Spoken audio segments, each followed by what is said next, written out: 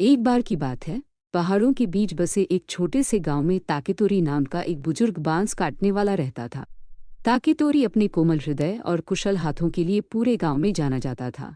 हर दिन वह बांस के जंगल में बांस काटने के लिए जाता था, जिससे वह फिर सुंदर टोकरियां और अन्य वस्तुएं बनाता था। वह अपनी पत्नी कागोया के साथ शांतिपूर्ण जीवन बिताता था, लेकिन उनकी कोई संतान नहीं थी और यही उनका एकमात्र दुख था। एक सुबह जब ताकेतोरी बांस के जंगल में घूम रहा था, उसने एक अजीब चमकता हुआ बांस का डंठल देखा। रोशनी धीमी थी, फिर भी वह सुबह के सूरज में तारे की तरह चमक रही थी। उत्सुकता से ताकेतोरी चमकते बांस के पास पहुंचा और उसे काटने का फैसला किया। जैसे ही उसने डंठल को काटा, वह अंदर एक छोटी सुंदर लड़की को देखकर आश्चर्यचकित रह गया, जो सिर्फ उसके अंगूठे जितनी थी।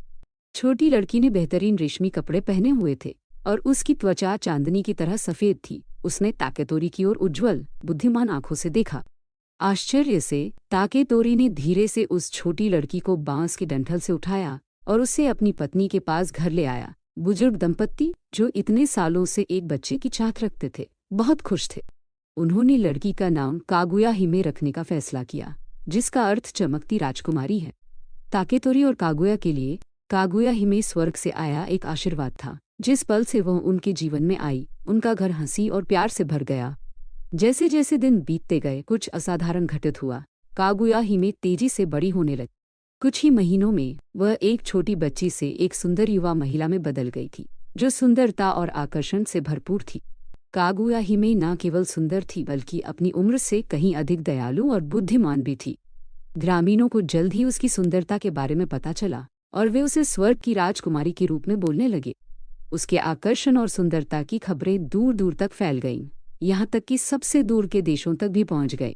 देश भर से कई रईस और राजकुमार उसके विवाह के लिए हाथ मांगने के लिए गांव आए। कई दावेदारों के बावजूद कागुया हिमे ने शादी में कोई दिलचस्पी नहीं दिखाई। वह अपनी स्वतंत्रता को महत्व देती थी और अपने प्यारे माता पिता ताकेतोरी और कागुया के साथ रहना चाहती थी। हालांकि जैसे जैसे साल बीतते गए, कागुया हिमे को अपने दिल में गहरी उदासी महसूस होने लगी। वह काफी देर तक चंद्रमा को देखती रहती। ताकेतोरी और कागुया ने अपनी बेटी में बदलाव देखा और चिंतित हो गए। एक रात जब वे तारों से भरे आकाश के नीचे एक साथ बैठे थे, कागुया हिमे ने अंततः सच्चाई का खुलासा किया। उसने उन्हें बताया कि वह इस दुनिया की नहीं, बल्कि चंद्रमा साम्राज्य की एक प्राणी है। कई साल पहले उसे उसके द्वारा किए गए एक अपराध की सजा के रूप में पृथ्वी पर भेजा गया था, लेकिन अब पृथ्वी पर उसका समय समाप्त हो रहा था और उससे जल्द ही अपने असली घर लौटना होगा। अपनी प्यारी बेटी को खोने के विचार से ताकेतोरी और कागुया का दिल टूट गया था। उन्होंने कागुया हिमे से रुकने की विनती की, लेकिन उसने समझाया कि उसके पास कोई विकल्प नहीं है। जैसे जैसे उसके जाने का दिन नजदीक आता गया, कागुया हिमे ने हर पल को संजोते हुए अपने माता पिता के साथ अपना समय बिताया।